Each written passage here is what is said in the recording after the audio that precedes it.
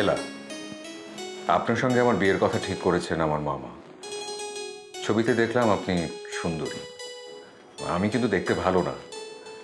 আশা করি ছবি দেখেই আপনার সেটা পরিষ্কার হয়ে গেছে। আমাকে যদি আপনার অপছন্দ হয় তাহলে আমার SMS এর উত্তর দেওয়ার কোনো দরকার নেই। আমি বুঝে যাব আপনি রাজি নন। সেক্ষেত্রে মামাকে বলবো আমার জন্য অন্য পাত্রী দেখবার জন্যে।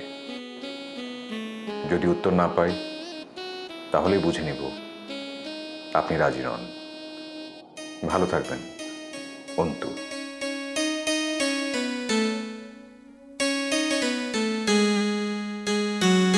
আপনার SMS পেয়েছি। প্রথমে আপনার একটা কথায় আপত্তি জানাচ্ছি। আপনি দেখতে ভালো না এটা ঠিক নয়, আমার তা মনে হয়নি। আর আমাকে সুন্দরী বলেছেন ওটা ছবির গুণে। আমার পরিচিত একজন ভালো ফটোগ্রাফি করে, ওই তুলে দিয়েছে। ছবিতে দেখে যত ভালো লাগছে আমি তা নই। আপনাকে আমি ঠকাতে চাই না, তাই এটা বলে দিলাম। কারণ সবাই চায় তার বউ যেন সুন্দরী হয়, দেখতে কুৎসিত লোকও অপসরী বউ চায়। আপনি একদম সংকোচ করবেন না। আপত্তি থাকলে এই সম্পর্ক বাতিল করে দেবেন, আর আপত্তি না থাকলে দয়া করে একবার ফোন করবেন। এলা। এলা।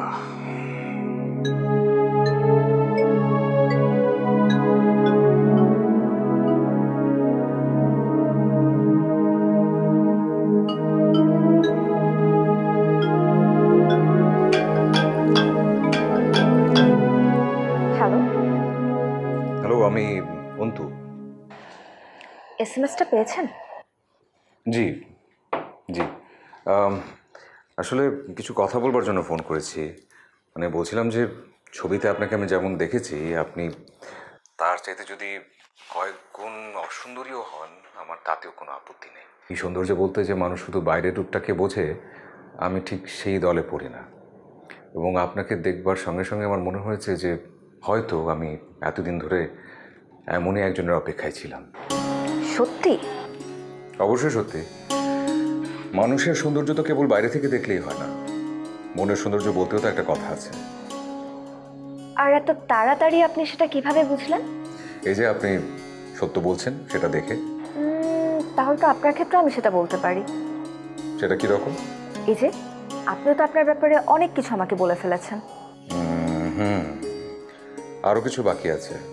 কি? কয়েকটা অভ্যেস আছে। যেমন?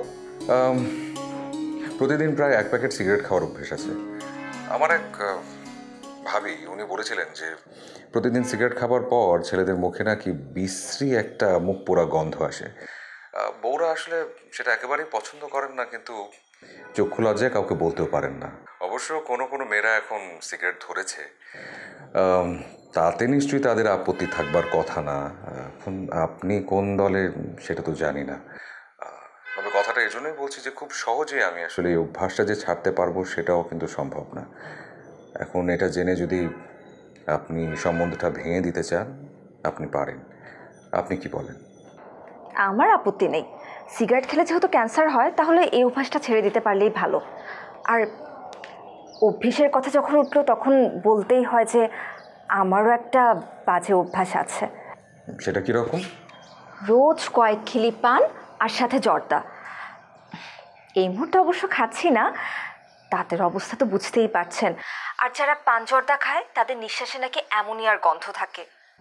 আমার এক আত্মীয় আছে যিনি সব সময় পান জর্দা খায়, আর তার হাজব্যান্ডের সাথে তার ঝগড়াঝাটি সব সময় লেগে থাকে।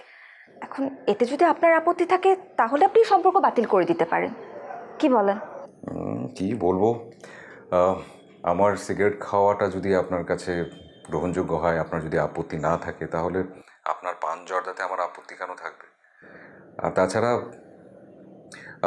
আমাদের কোম্পানির ফ্যাক্টরিতে অজস্র অ্যামোনিয়া তৈরি হয়, ওটার ঝাঁজ প্রায় সহ্য হয়ে গেছে আমার। বুঝতে পারছি এটা নিয়ে হয়তো আমার খুব একটা সমস্যা হবে না, কারণ প্রায় তো যেতে হয় ফ্যাক্টরিতে। বাহ, চমৎকার! তাহলে তো এ পর্যন্ত দুজনের ব্যাপারে যে যা কিছু জানলাম তা নিয়ে কারোরই কোনো আপত্তি নেই। আর কিছু বাকি আছে আরও 2-4টা কথা। কি? এখন না, পরে বলবো। হাতে কিছু কাজ আছে, এখনই শেষ করতে হবে। জি, রাখছি। জি, রাখছি।